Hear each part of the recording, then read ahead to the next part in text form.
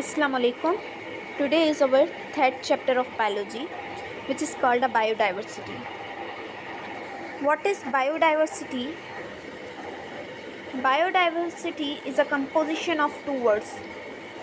Biodiversity दो word से मिलकर बनाए. First one is bio, which means life, and diversity means variation. Variation कहते हैं हम चेंजिंग को, तब्दीली को. हम लिविंग ऑर्गेनिजम्स की क्लासिफिकेशन करते हैं उनकी वेरिएशन के हिसाब से.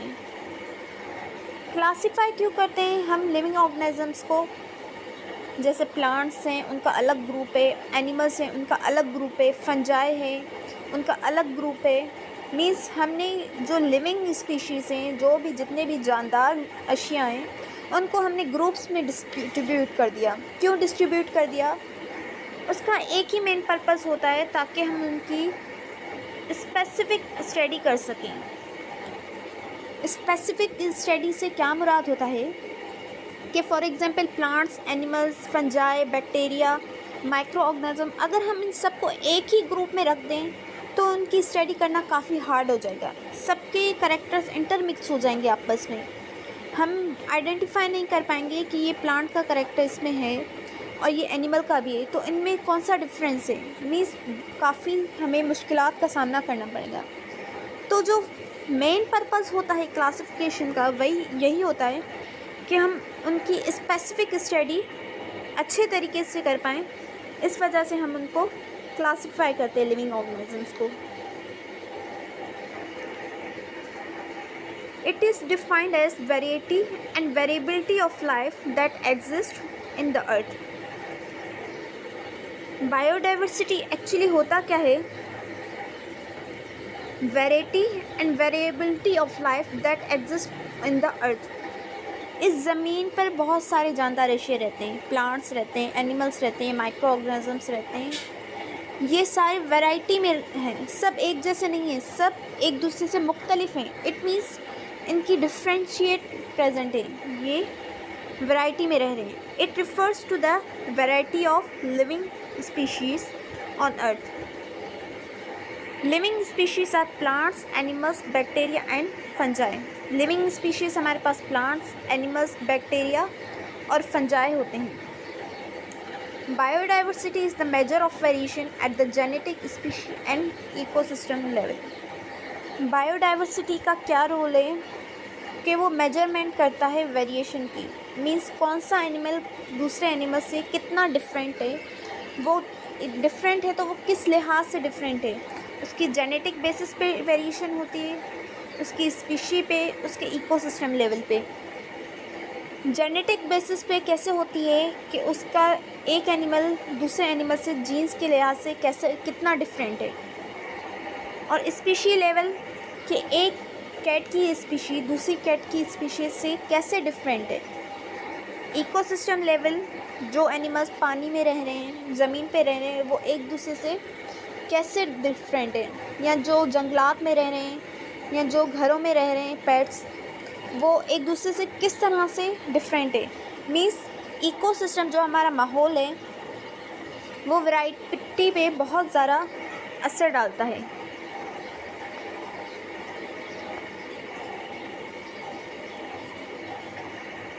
इम्पोर्टेंस क्या है बायोडाइवर्सिटी की? It gives beneficial products like timber, oil, dice, rubber, water, fibre, paper and food. जो लिविंग ऑर्गेनिजम्स हैं उनसे हमें काफ़ी सारे प्रोडक्ट्स मिलते हैं. जैसे ऑयल मिल जाता है हमें प्लांट्स से, कुछ एनिमल्स से भी हम ऑयल एक्सट्रैक्ट करते हैं. टिम्बर हमें प्लांट से मिलता है, डाइस, रबर ये सब प्लांट से मिलते हैं. फाइबर कुछ एनिमल्स से मिलता है, जैसे कि हमारा अर्थ फॉर्म है, सिल्क फॉर्म है, उनसे हमें फ़ाइबर मिलता है. पेपर, फूड, मीन्स ये सारे हमारे लिए प्रोडक्ट्स तैयार करते हैं. प्रोडक्ट्स हमें इन एनिमल्स से या प्लांट्स से मिलता है. सेकेंड इम्पॉर्टेंट थिंग क्या है कि it stabilize ecosystem by recycling. Recycling के ज़रिए ये इकोसिस्टम को स्टेबलाइज करते हैं. कैसे स्टेबलाइज करते हैं? फॉर एग्ज़ाम्पल अगर कोई एनिमल डेड मर जाता है, वो ज़मीन पे पड़ा रहता है या ज़मीन के अंदर हम उसको जब दफना देते हैं तो उसके ऊपर बैक्टीरिया या कुछ पैरासाइट्स आ जाते हैं जो उसमें से उसको खा लेते हैं। उसके खाने से हमारा इकोसिस्टम स्टेबलाइज हो जाता है। कैसे होता है? जब वो बैक्टीरिया फंजाई उसको एनिमल को खा लेता है तो उस वजह से जो उससे बदबू उठती है, जो जरासीम पैदा होते हैं वो ख़त्म हो जाते हैं।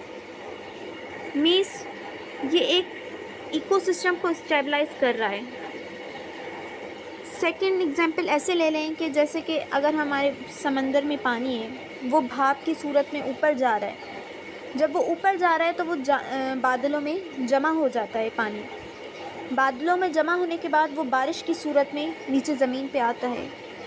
ज़मीन पे आता है, कुछ समंदरों में जाता है, कुछ घरों में या रॉक्स में जमा हो जाता है, स्ट्रीम्स में। इट मीन्स फिर अगेन जब ये पानी ऊपर जाता है तो वही रिसाइकलिंग प्रोडक्ट होती है कि एक चीज़ जहाँ से स्टार्ट हुई वहीं से अगेन स्टार्ट हो, उसको हम रिसाइकलिंग कहते हैं। रिड्यूस पॉल्यूशन बाय फॉरेस्ट, जो हमारे जंगलात हैं, जो हमारे पेड़ पौधे हैं, हमारे माहौल से जो पॉल्यूशन है उसको ख़त्म करने में बहुत ज़्यादा इम्पोर्टेंट रोल प्ले करते हैं। ड्रग एंड मेडिसिन रिसोर्स, काफ़ी सारे एनिमल्स और प्लांट्स से हमें मेडिसिन तैयार होकर मिलती हैं। ड्रग्स एंड मेडिसिन रिसोर्सेज, जो काफ़ी सारे एनिमल्स हैं, प्लांट्स हैं, उनसे हमें मेडिसिन मिलती है। जैसे कि स्नैक है, स्नैक से हमें जहर का एंटीडोट मिल जाता है। और बहुत सारे एनिमल्स हैं जिनसे हम मेडिसिन तैयार करते हैं। प्लांट्स से, जड़ी बूटियों से हम मेडिसिन तैयार कर सकते हैं। और बहुत सारे ऐसे प्रोडक्ट्स हैं जो हम फेस के लिए यूज़ करते हैं, स्किन के लिए, वो सब प्लांट्स और एनिमल्स से ही हम मोस्टली बनाते हैं। अब तक जो टोटल है वो 1.5 मिलियन स्पीशी डिस्कवर हो चुकी है। Grouping of organisms are called biological classification. Biological classification हम कहते कैसे हैं कि लिविंग ऑर्गेनिज्म को अगर हम ग्रुप्स में डिस्ट्रीब्यूट कर दें, उनके अब ग्रुप्स बना दें, तो हम उसको बायोलॉजिकल क्लासिफिकेशन कहते हैं।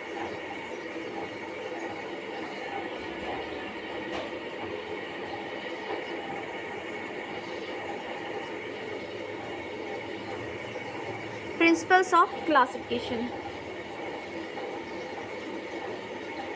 हम क्लासिफिकेशन करते क्यों हैं, किस बेसिस पे करते हैं? एक होता है मॉर्फोलॉजी और दूसरा होता है एनालॉगस। मॉर्फो वर्ड से हमें साफ जाहिर हो रहा है external structure. Morpho means external structures, analogous means anatomy, अंदर के।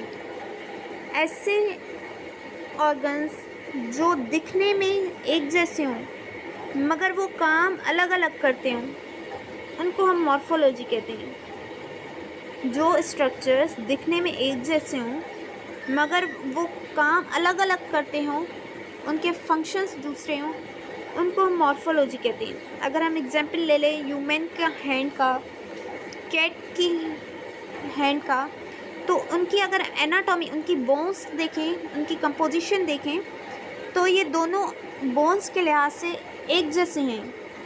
मगर और वाल और बैट एनिमल है जो, और वॉल फिश है, अगर हम इनके भी हैंड देखें तो इन चारों के हैंड सिमिलर होते हैं, इनमें कोई डिफरेंस नहीं होता। अगर हम फंक्शन के लिहाज से देखें तो ह्यूमन का हैंड दूसरे काम करता है, कैट का हैंड चलने के काम आता है, वॉल का हैंड जो है वो तैरने के काम आता है, और बैट का हैंड उड़ने के काम आता है। मीन्स ये चारों दिखने में तो एक जैसे हैं मगर ये काम अलग अलग करें, इसको हम मॉर्फोलॉजी कहते हैं। सेकंड आ जाता है एनालॉगस। एनालॉगस इसके अपोजिट होता है। ऐसे स्ट्रक्चर्स जो दिखने में एक जैसे ना हो मगर वो फंक्शन जो है सिमिलर परफॉर्म करते हों।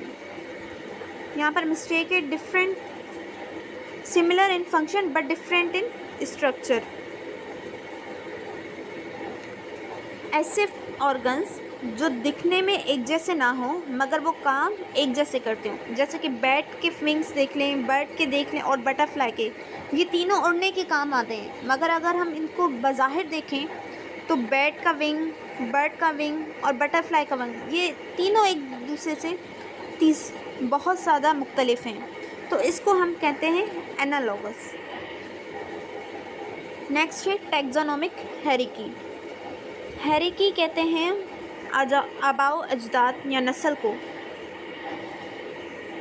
जैसे कि ग्रैंडफादर, फिर उसका सन, फिर उसका बेटा, फिर उसका बेटा, उसे कहते हैं हायरार्की, जो नस्ल से चलती आ रही हो। The group into which organisms are classified. ऐसा ग्रुप जिसमें लिविंग ऑर्गेनिज्म को क्लासिफाई किया गया हो, मीन्स उसमें बांटा गया हो लिविंग ऑर्गेनिजम्स को, उसको हम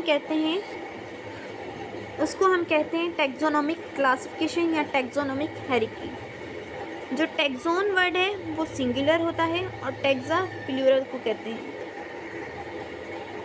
taxa are arrange in an ascending order and form a ladder like structure called hierarchy. Hierarchy उसे ही कहते हैं जो ऊपर से नीचे आए ऑर्डर में, या लैडर लाइक स्ट्रक्चर। लैडर कहते हैं सीढ़ी को, जैसे हम सीढ़ी ऊपर भी चढ़ते हैं और नीचे भी, इसी वे को हम हायरार्की कहते हैं। जो चीज़ ऊपर से अगर हम नीचे ले जाएं या नीचे से ऊपर ले जाए, उसको हम लैडर लाइक कहते हैं और हायरार्की। जो लिविंग ऑर्गेनिजम्स हैं उनको किस तरह से क्लासिफाई किया गया है, उनमें सबसे पहले हमारे पास आ जाता है domain.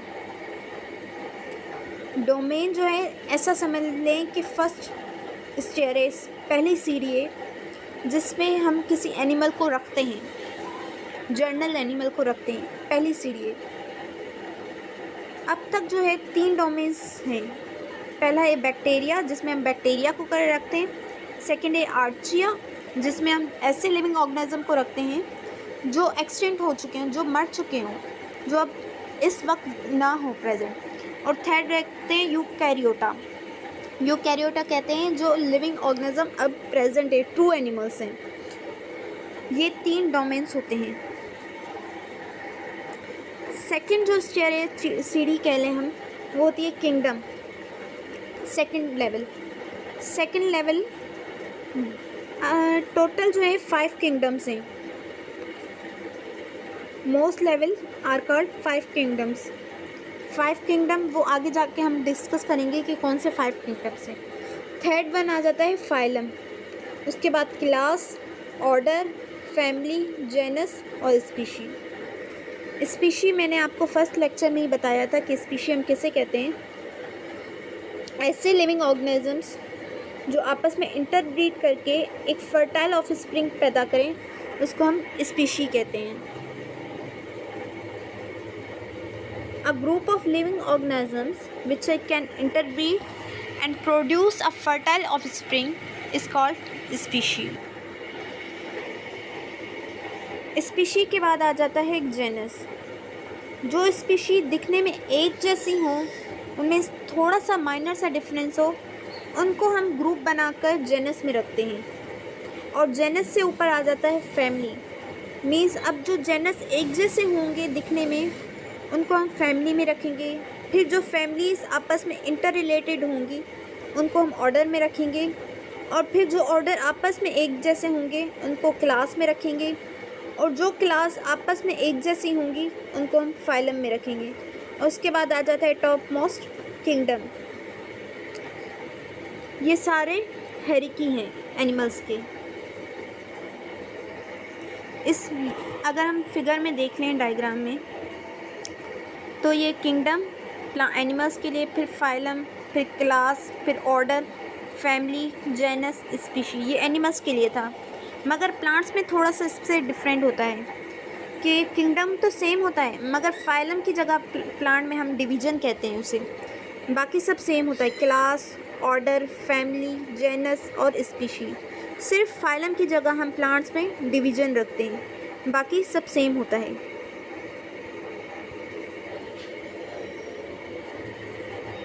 The word taxonomy is derived from a Greek word taxis means arrangement or division.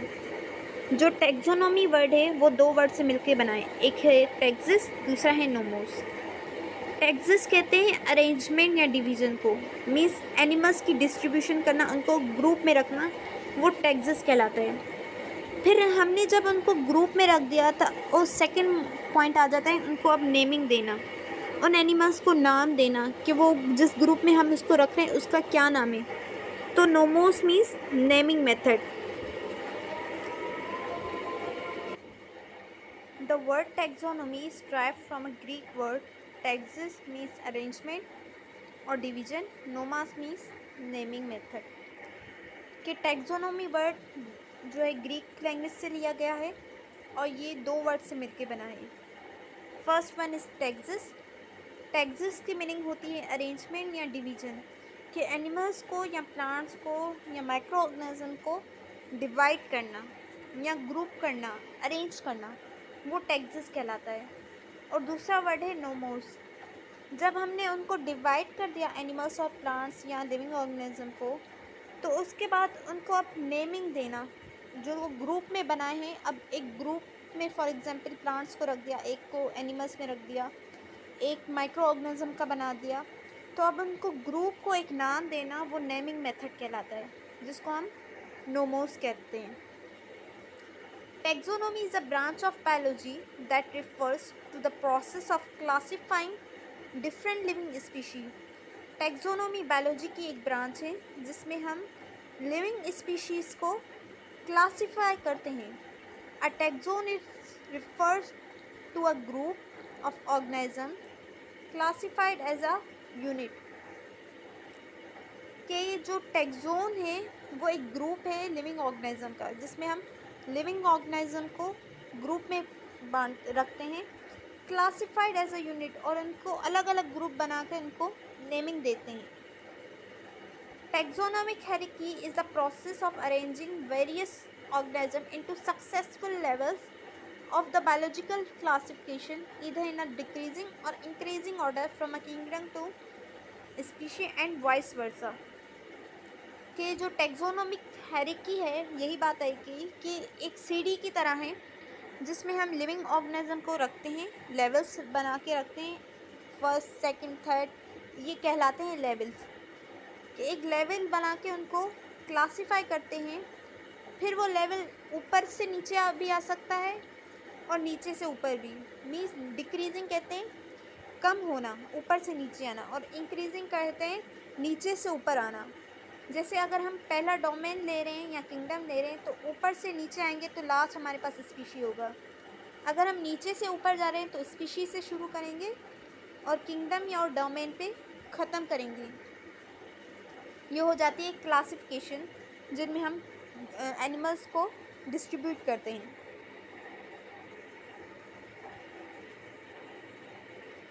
Taxonomy was a father taxonomy father was Aristotle, called the father of scientist. जो टैक्सोनॉमी फादर है, टैक्सोनॉमी जिसने discover की वो Aristotle था, और इसी को ही father of science कहा जाता है।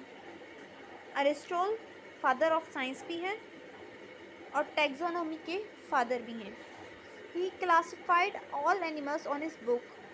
उसने एरिस्टोटल ने क्या किया कि उसने सारे एनिमल्स को की क्लासिफिकेशन कर दी, उनको ग्रुप्स में बांट दिया। सारे एनिमल्स को उसने जिस ग्रुप में बुक में बांटा उसका नाम था हिस्टोरियन एनिमेलियम।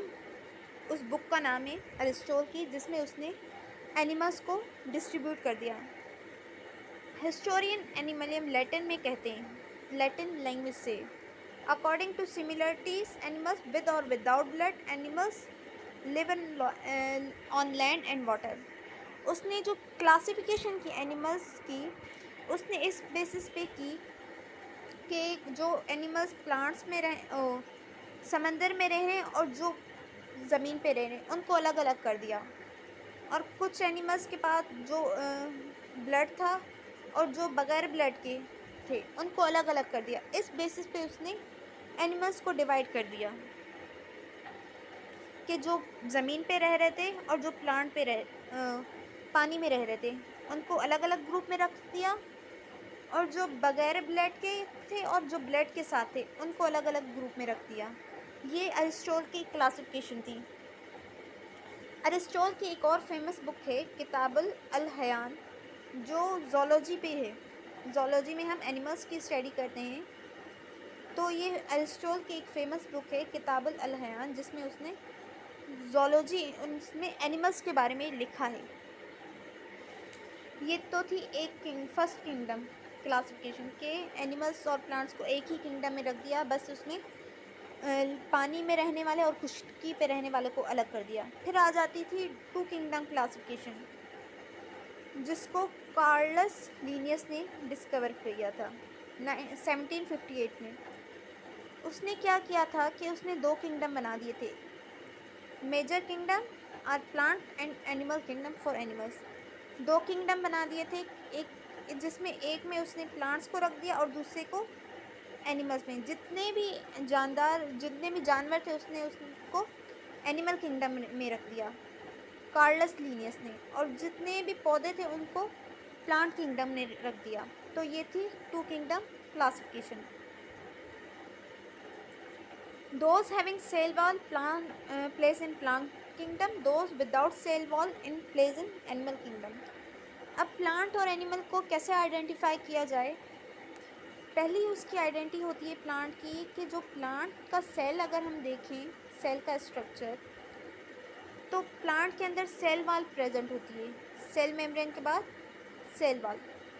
और अगर हम एनिमल का देखें तो उसमें सेल वाल नहीं होती। प्लांट में सेल वाल होती है और एनिमल्स में नहीं होती, उसके सेल के बाहर। तो ये थी पहली जिस पे उसने क्लासिफाई कर दिया। और डिफरेंस ये है कि जो प्लांट्स होते हैं वो लोकोमोट नहीं कर सकते, मीन्स चल फिर नहीं सकते, वो एक जगह रुके होते हैं, और वो एनिमल्स जो हैं वो चल फिर सकते हैं। ये थी दूसरी पॉइंट। तीसरी पॉइंट ये आ जाती है कि जो प्लांट्स हैं, पौधे हैं, वो अपना खाना खुद तैयार करते हैं, खाते नहीं हैं, वो अपने जिस्म के अंदर फोटोसिंथेसिस के ज़रिए अपना खाना खुद तैयार करते हैं। और एनिमल्स में ऐसा नहीं है, वो प्लांट्स पे, एनिमल्स पे, बाकी एनिमल्स पे डिपेंड है ग़िज़ा के लिए। तो ये मेन पॉइंट थी जिस पे टू किंगडम क्लासिफिकेशन आई, जिसको कार्ल लिनियस ने दिया, कि जो प्लांट्स थे, सेल वॉल थी जिनके सेल के बाहर, उनको प्लांट किंगडम में रख दिया, और जिनके बाहर सेल वॉल नहीं थी, जिन एनिमल्स के सेल के बाहर, उनको एनिमल किंगडम में रख दिया। फिर आ जाती है थ्री सिस्टम क्लासिफिकेशन, जो कि अर्नेस्ट हैकेल ने दी थी। उसने एक और किंगडम को प्रपोज किया था जिसका नाम था प्रोटिस्टा। इसमें हम कौन से एनिमल्स को रख रहे थे? इसमें सिर्फ दो थे, बैक्टीरिया और साइनोबैक्टीरिया, वो इसमें इंक्लूड नहीं है। कि जो एनिमल्स अब ना वो प्लांट्स में आ रहे हैं ना एनिमल्स में आ रहे हैं, ऐसे एनिमल्स जो प्लांट्स में भी नहीं आ रहे, लिविंग ऑर्गेनिज्म, ना एनिमल्स में आ रहे हैं, उनको उन्होंने किंगडम प्रोटिस्टा में रख दिया, कि जो प्लांट्स के साथ भी फिट नहीं हो रहे ना एनिमल्स के साथ हो रहे, तो उनका एक अलग ग्रुप बना दिया। जैसे कि बैक्टीरिया है, इसमें सिर्फ दो आ जाते हैं, बैक्टीरिया एंड साइनोबैक्टीरिया। अब बैक्टीरिया को हम ना एनिमल कंसीडर कर सकते हैं ना प्लांट, तो उसको अर्नेस्ट हैकेल ने अलग ग्रुप में रख दिया जिसका नाम था protista. Those organisms which are not fit in both kingdom were placed in kingdom protista like Euglena and bacteria। ये इसकी एग्जाम्पल्स हैं कि जो ना दोनों किंगडम में फिट नहीं हो रहे थे, दोनों किंगडम से इमराद प्लांट्स और एनिमल्स में, उनको फिर एक और अलग ग्रुप में रख दिया जिसका नाम था प्रोटिस्टा। उसके बाद थी फोर किंगडम क्लासिफिकेशन, जिसको कॉपलैंड एक साइंटिस्ट था जिसने फोर सिस्टम क्लासिफिकेशन किया। उसने एक और किंगडम को इंट्रोड्यूस करवाया जिसका नाम था Monera, kingdom Monera, in which remaining prokaryotes and unicell eukaryotes are included. अब बैक्टीरिया और साइनोबैक्टीरिया तो अलग से हो गए। मोनेरा में हम ऐसे लिविंग क्रिएचर्स रखते हैं जो प्रोकैरियोट्स हो। प्रोकैरियोट्स कहते हैं हम उसे, ये सेल है ना, सेल के अंदर न्यूक्लियस प्रेजेंट होता है। न्यूक्लियस की एक बाउंड्री होती है, जैसे पर्दा कह लें, ये कहलाता है यूकैरियोट सेल। और जो प्रोकैरियोट सेल होता है वो इस तरह से होता है, उसमें सारा मटेरियल बीच में होता है, उसमें बीच वाली ये बाउंड्री नहीं होती। तो ऐसे सेल को हम प्रोकैरियोटिक सेल कहते हैं। फिर ये जो एनिमल्स होते हैं जिनके अंदर ये वाला सेल हो जाता है, प्रेजेंट होता है प्रोकैरियोट्स, उनको हम किंगडम मोनेरा में रखते हैं, कि जिनके अंदर प्रोकैरियोटिक सेल प्रेजेंट हो। और उसमें मोनेरा में कुछ यूनिसेलुलर यूकैरियोट्स भी प्रेजेंट होते हैं, ऐसे एनिमल्स जिनके अंदर ये लेयर तो हो मगर उनके पूरे जिस्म के अंदर सिर्फ एक ही सेल हो, जैसे कि अमेबा, वो सिंगल सेल्ड है, सिर्फ उसकी पूरी बॉडी एक ही सेल पे मुश्तमिल है, तो उनको हम कहते हैं unicellular. Uni means one, cellular means cell, सिर्फ उनकी पूरी बॉडी एक ही सेल पे डिपेंड है, उनको हम कहते हैं यूनिसेलुलर यूकैरियोट्स। तो कॉपलैंड ने एक और किंगडम इंट्रोड्यूस कराया, मोनेरा। मोनेरा में हम ऐसे एनिमल्स को रखते हैं जो कि प्रोकैरियोट्स हों और यूनिसेलुलर यूकैरियोट्स हों। मीन्स ना वो प्रोटिस्टा में फिट हो रहे हैं, ना एनिमल्स में हो रहे हैं, ना ही प्लांट्स में हो रहे हैं, तो इस वजह से इनका एक और अलग किंगडम बना दिया मोनेरा। 5 किंगडम क्लासिफिकेशन जो कि रॉबर्ट विटेकर ने दी। Robert Whittaker introduced 5 kingdom classification in 1967। Robert Whittaker एक साइंटिस्ट थे जिन्होंने 5 किंगडम क्लासिफिकेशन इंट्रोड्यूस करवाया 1967 में। The system gave level to the cellular organization including prokaryotic, unicellular, eukaryotic and multicellular eukaryotic।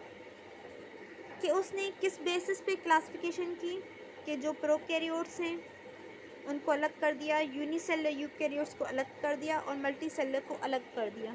Means ऐसे एनिमल्स जिनमें ये लेयर तो हो मगर एक से ज़्यादा उसमें सेल हो, उनको मल्टीसेलुलर कहा।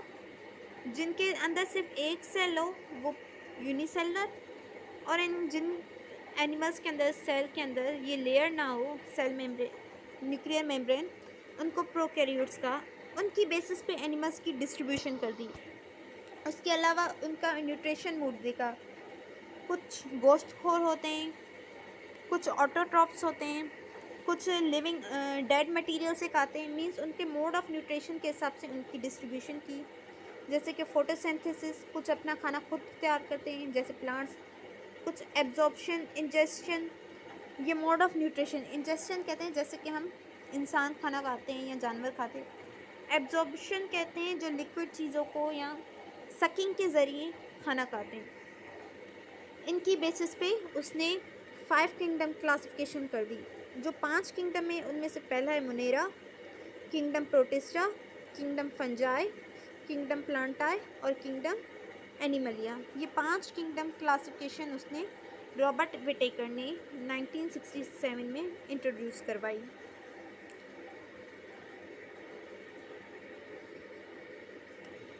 किंगडम एनिमलिया, जिसमें से फर्स्ट किंगडम हम स्टडी करेंगे किंगडम एनिमलिया में। किंगडम एनिमलिया में तकरीबन सारे एनिमल्स आ जाते हैं। एनिमल्स की जो आइडेंटिटी है वो क्या है कि वो इंजेस्शन के ज़रिए खाना खाते हैं। इंजेस्शन मीन्स मुंह में डालते हैं, फिर चबाते हैं, फिर निगलते हैं, उनको कहते हैं इंजेस्शन मेथड, जो मुंह के ज़रिए, और उसे डाइजेस्ट करते हैं with the help of particular organs. जब किसी एनिमल ने, किसी जानवर ने खाना खाया फिर उसको हज़म करेगा। And they are eukaryotic. Eukaryotic मतलब ऐसे एनिमल्स जिनके अंदर यूकैरियोटिक सेल प्रेजेंट हो, जिसके अंदर न्यूक्लियर मेम्ब्रेन प्रेजेंट हो, उसको हम यूकैरियोटिक सेल कहते हैं। और वो मल्टी सेलुलर हो, मीन्स उसमें एक से ज़्यादा सेल प्रेजेंट हो, तभी वो एनिमल कहलाएगा। And have no cell wall. अब पहले पॉइंट क्या था कि प्लांट्स में सिर्फ सेल वॉल होती है। इट मीन्स जो इनके पास सेल वॉल नहीं है वो एनिमल्स होते हैं। These animals move from one place to another. और ये एनिमल्स की एक और आइडेंटिटी है कि वो एक जगह से दूसरी जगह जा सकते हैं अपने पैरों के ज़रिए, रेंगने के ज़रिए, किसी भी मेथड के ज़रिए वो लोकोमोशन करें तो वो एनिमल्स कहलाते हैं। तो ऐसे करेक्टर्स जिस जिस एनिमल्स के साथ मैच हो रहे थे उसने रॉबर्ट विटेकर ने उनको किंगडम एनिमलिया में रख दिया। दूसरा किंगडम आ जाता है किंगडम प्लांटाई, जिसके करेक्टर्स हैं यूकैरियोटिक, मल्टीसेलुलर। ये सारी टर्म्स बार बार रिपीट हो रही हैं, सो मुझे बार बार एक्सप्लेन करने की नीड नहीं है। मल्टीसेलुलर ऑटोट्रॉफ, ऑटोट्रॉफ कहते हैं हम जो अपना खाना खुद तैयार करते हैं। The kingdom include multicellular means बहुत सारे सेल्स होंगे उसके बॉडी के अंदर। यूकैरियोटिक होगा फोटोसिंथेसिस, जो सूरज की रोशनी से अपना खाना खुद तैयार करेगा, उन्हें हम प्लांट्स कहते हैं। उसकी एग्जांपल है मोजेस, फर्न्स, ये सारी प्लांट्स की एग्जांपल्स है। जो जो प्लांट ये कैरेक्टर रखता है उनको हम किंगडम प्लांटाई में रख देते हैं। थर्ड किंगडम में हमारे पास kingdom Monera, which are made of prokaryote cells and are included in kingdom Monera. ऐसे एनिमल्स जो प्रोकैरियोटिक सेल रखते हैं उनको हम किंगडम मोनेरा में रखते हैं। Such organisms in the kingdom Monera produce their food through photosynthesis. उनमें से कुछ जो एनिमल्स हैं मोनेरा में वो फोटोसिंथेसिस के ज़रिए भी अपना खाना खाते हैं। मतलब कि उनमें ये एबिलिटी होती है कि वो सूरज की रोशनी को ट्रैप करते हैं, फिर अपना खाना अपने जिस्म के अंदर खुद ही तैयार करते हैं। कुछ मोनेरा के एनिमल्स में ये एबिलिटी होती है। And most of their are heterotrophs. Heterotrophs कहते हैं जो दूसरे लोगों पे मुश्तमिल हो, जैसे कि हम हेट्रोट्रॉप हैं जो अपना खाना खुद तैयार नहीं कर सकते। मीन्स मोनेरा में दोनों कैटेगरी आ गई, ऑटोट्रॉफ भी और हेट्रोट्रॉफ भी, जो अपना खाना खुद तैयार कर सकते हैं और जो अपना खाना खुद नहीं तैयार कर सकते। The kingdom Monera include two different kind of organism that are, इसकी सिर्फ दो एग्जाम्पल आ जाती है, बैक्टीरिया एंड साइनोबैक्टीरिया।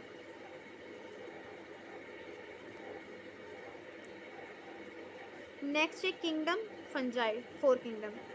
इसमें हम सारे फंगस को डालते हैं। जो उनके कैरेक्टर्स ये हैं कि absorptive nutrition mode, they are eukaryotic, multicellular, heterotrophs, जैसे कि mushroom, they are decomposers.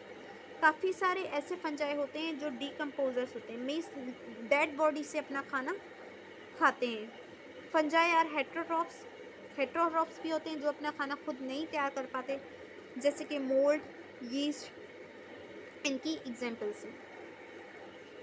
Five kingdom में kingdom protista, they include single celled eukaryotic living species. इसमें ऐसे लिविंग ऑर्गेनिजम्स आ जाते हैं जो यूकैरियोट तो हैं मगर उनकी पूरी बॉडी सिर्फ एक ही सेल पे बनी होती है, उनको हम किंगडम प्रोटिस्टा में रखते हैं। दे कैन बी हेट्रोट्रॉफिक और ऑटोट्रॉफिक।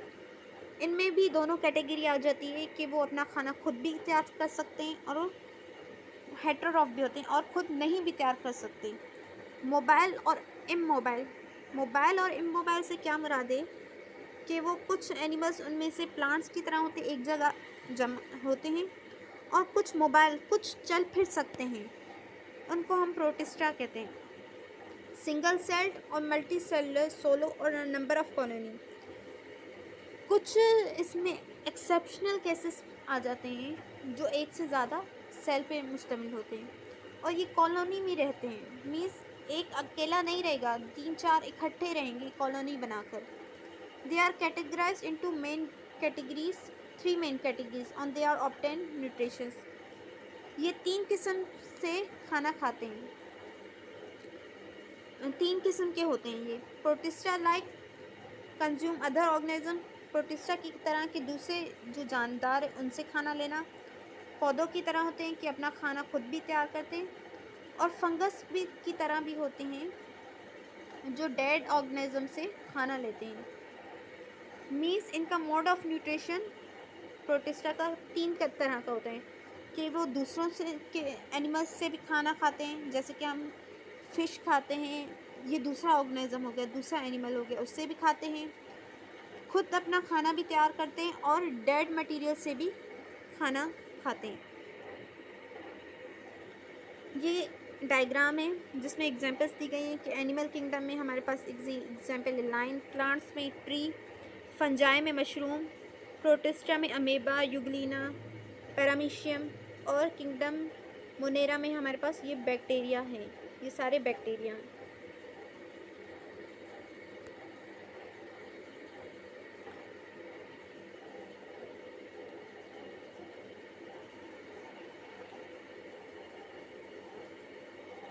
ये एक और डायग्राम है किंगडम की, कि प्रोटिस्टा की है, बैक्टीरिया में आ जाए, फंजाई की है, प्लांट्स और एनिमल्स की, कि ये 5 किंगडम होते हैं, एनिमलिया, प्लांटाई, फंजाई, बैक्टीरिया और प्रोटिस्टा। उनमें जो एनिमल्स हैं ये उनकी डायग्राम्स हैं।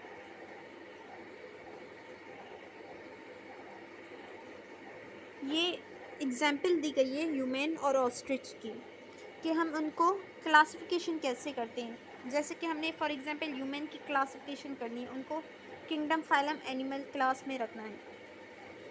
तो पहले हम डोमेन पे आते हैं। जो ह्यूमन का डोमेन है वो है यूकैरिया। मैंने आपको बताया था कि 3 domain in total, bacteria, Archaea और यूकैरिया। बैक्टीरिया में हम बैक्टीरियाज को रखते हैं, आर्चिया में हम एंशियंट जो गुजर चुके हैं, जो अब प्रेजेंट नहीं है, एनिमल्स या प्लांट्स, उनको रखते हैं।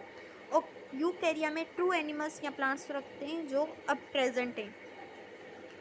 फिर आ जाता है किंगडम, एंड ह्यूमन का किंगडम है Animalia.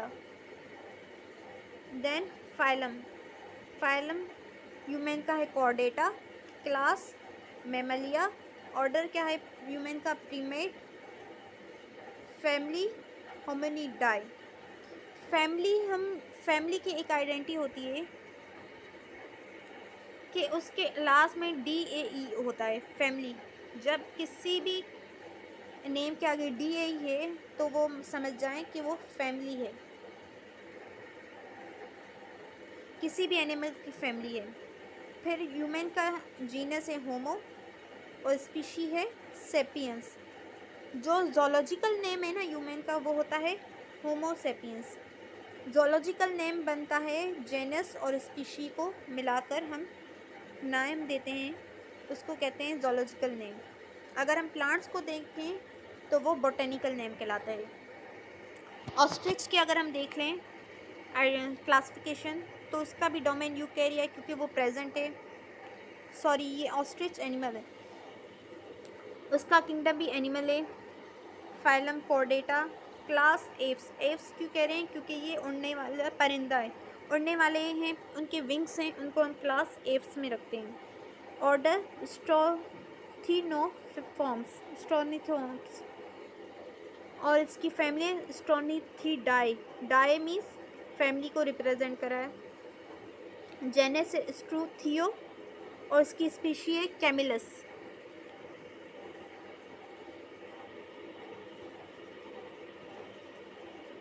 बाइनोमिनल nomenclature. Binomial nomenclature is a system used to name and identify organisms based on their genus and species. ये एक सिस्टम है जिसको कार्ल लिनियस ने इंट्रोड्यूस करवाया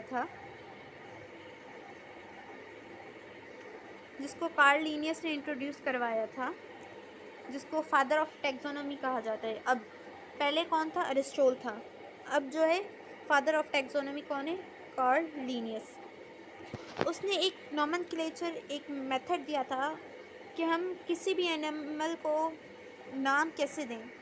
तो उसने ये कहा था कि जो जेनस और स्पीशी है ना किसी भी एनिमल का, उनको मिक्स करके हम ह्यूमन का किसी भी एनिमल का नाम रखते हैं। जेनस और स्पीशी को मिलाकर को सम करेंगे तो वो उस एनिमल का नाम बन जाएगा। जैसे कि ह्यूमन का नाम है होमो सेपियंस। होमो सेपियंस ये नाम ह्यूमन पे कैसे पड़ा? कि जो ह्यूमन का जेनस है वो होमो था, जो हमने अभी एग्जाम्पल में देखा कि होमो क्या था? जेनस था।